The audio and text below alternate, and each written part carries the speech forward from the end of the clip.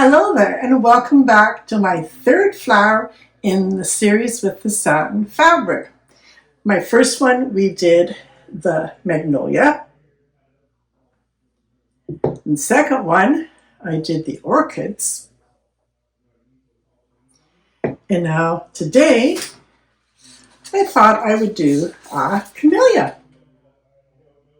I have gone over the process of this art form in many videos, so I didn't want to be too repetitive for you.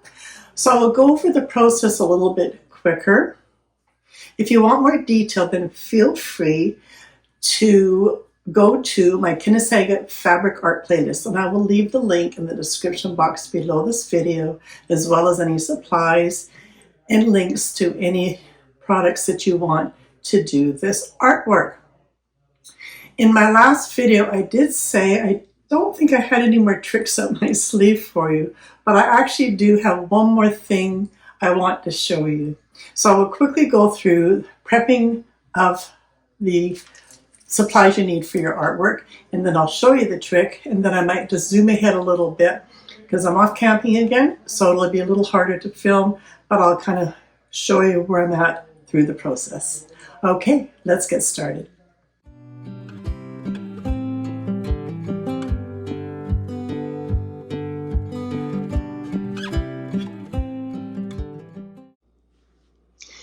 In this particular Kinusaiga artwork, I chose to take the fabric and wrap it right around the foam, and that creates the illusion of a framed artwork. This was a 2-inch piece of foam. But my preference is to actually have it in an actual frame like this, very professional looking. It's got the perfect backing for hanging, and that's my preference. So, in my other videos, I talked about this as well, is buy your frame first, because then you know what size you want your artwork to do. This happens to be an 8x10. I've also done ones that are 8x8. So choose your frame first. The frames I like to use, these particular ones I did get from Michael's, but you can also get them online. This is an 8x10, and it is a display frame. You can choose to leave your glass in if you want to protect your artwork a bit more, but I'm choosing to take it out because it reflects too much when I'm filming. Like I've mentioned in my other videos, I use one of these really cheap utility knives because it's got a very thin blade and it can extend to the length that you need to cut through your foam board. I'm using 1/2-inch XPS foam board that I got from my local lumber store. And I also cut the same size in a piece of this really cheap foam board I get from the dollar store, which is about 1/4 inch, and I'll show you why in a second. Here goes your 1/2-inch foam board, 1/4 inch other board. And with putting that in there, it brings it up nice and level so you can then close up your frame and you are ready to go. I have my color reference and I have a copy of this because once you put this on your board, you're going to be cutting it out and all your pieces will be in pieces.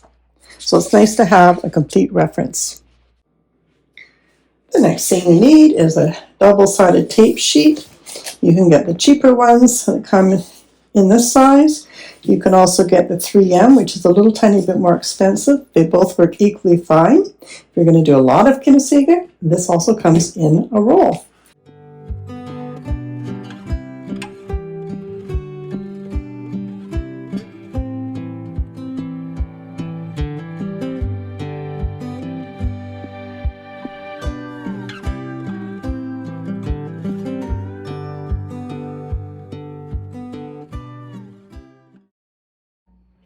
Now, because this is paper, you can choose to draw a design of your choice right on here.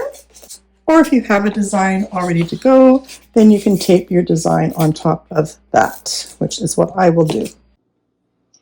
On the orchid, I showed how I did this very intricate centerpiece of the orchid, which is fine. On the Magnolia, I chose not to do this intricate center. I just left it as one plain area. But when I was looking for my satin fabrics, I wanted some in the orangey peach tones, and this particular flower has the center already done for me. So why not use it? I've taken a piece of tracing paper, place it over that center portion, and I'm going to include the bottom portion, the side of this one petal, up into this petal, and the side of this petal. So now I know what I need. So let's see if that will work. If I was to put that over my fabric, you can see what I can capture. And I'm going to capture that whole portion when I go to cut my piece of fabric, and that will be part of my petal, and I'll have all the center of the flower as well. So instead of cutting just this area, I'm now going to place this on, and that's my new cut line. Now, instead of using your pattern for your shapes, you are now looking for your fabric to dictate your shapes. And for the second flower up here, I have a whole petal here, but I'm not going to take the whole petal. And this is also a petal. So if I just go like that, make that my new cut line, and I can use this fabric again. And this time, I'm going to come off the bottom, and we'll see if I can grab something like that. And that will be in my flower, like that. Cool, huh? Now, normally I would cut all my pieces, but I'm so excited to show you the center part. So I'm going to cut the center and a couple of the petals around, and also this one, and I'll place those fabrics in it so you can see it.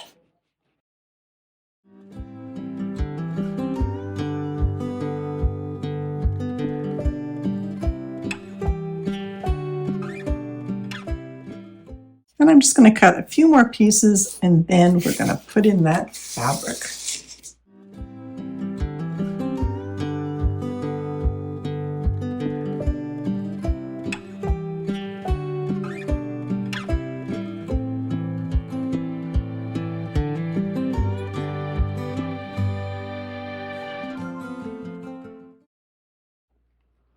Okay, I'm excited. I can now take out this one piece. I've cut enough pieces around it so it won't be any problem for me. Let's grab that beautiful fabric. I do keep that tracing paper pattern, same as this one, because then I can use that to come over top and decide exactly what I want to capture. I can take off a little bit more fabric here. And I think I want that little green part sitting fairly close to the bottom. So I'm just going to fold up my fabric here a bit, and I'm thinking right about there. And let's see how I did for cutting my fabric. I think we're okay. So if you kind of just smooth it out, you can really see what you've got. Let's put this piece of fabric in.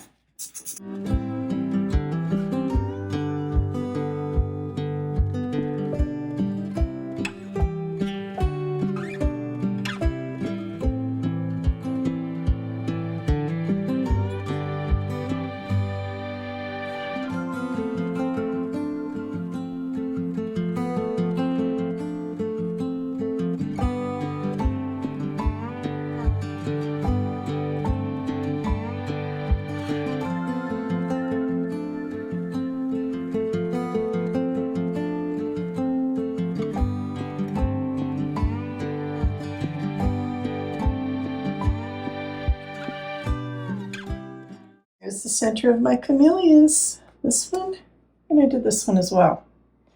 Now, I'm a bit of a perfectionist. I suppose I should have actually really had that tilted just slightly this way, but I can't redo it because I've only got 2 of these in my fabric.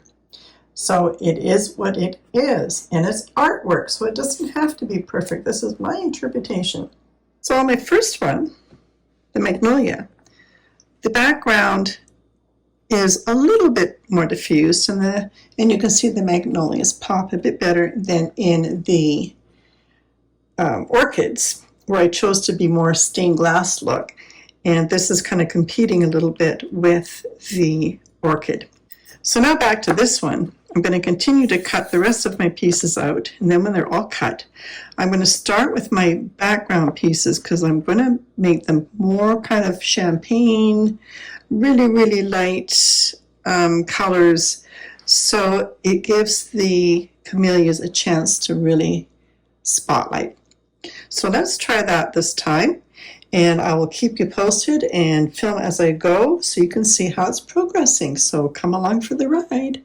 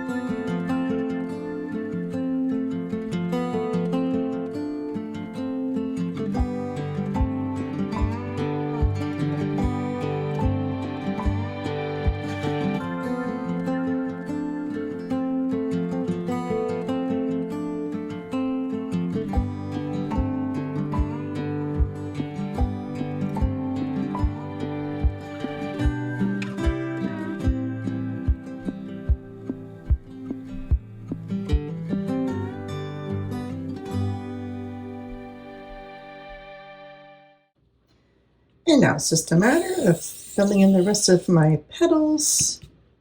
And I've got my fabric ready to go in shades of peachy tones, pinks, light oranges.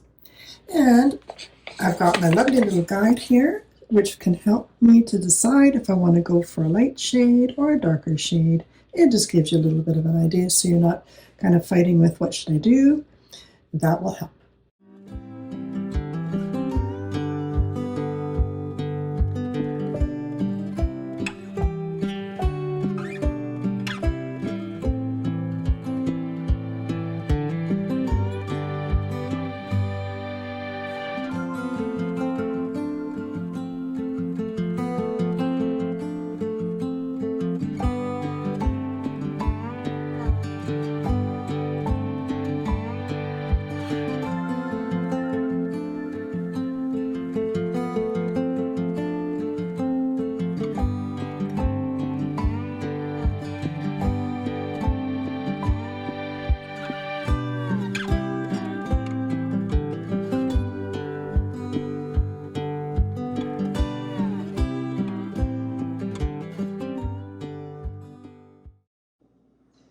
And here's the Camellia, all finished with that wonderful satin fabric that has that wonderful sheen to it. And every time you look at it in a different light, it'll reflect the different colors. And let's pop it in the frame, and I'll show you with the other 2 flowers that we've done in this flower series.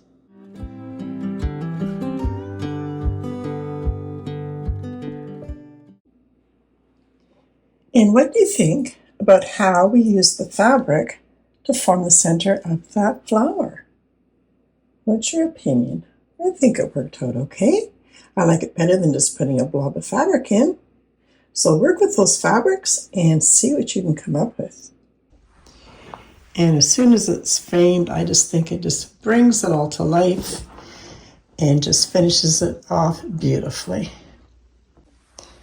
And just in case you missed the other flowers in the series I've just done with the satin fabric, we started with the magnolia, and then I did the orchid with more of a stained glass look, and my third one with the camellias. And here's all three of them together. And just a pointer for when you're putting art on the wall, you never want to have it so one flower is looking outward, like this one is sort of turning outward. So I would have that one on the left. Because these ones are both more on the pinky tones, and I've got one more in the peach and orangey tones, I would put this one in the middle, like so. I have really enjoyed doing this Kinusaiga flower series. Flowers are perfect for this art form. You can make them look realistic or abstract by choosing the different fabrics. That's where your personal style comes into play, and everyone's will look different because you are the artist. Keep in mind that I have lots of instruction and lots of ideas and lots of tips and tricks in my Kinusaiga playlist, so that will be in the description box below this video. So do have a look if you want more instruction and not sped up like some of these videos. If there is anything you would like to see in future Kinusaiga videos, then leave a comment and let me know. I'm always willing to do more because I find it very relaxing and I love the finished results. So for now, I'm going to sign off. And until next time, bye-bye.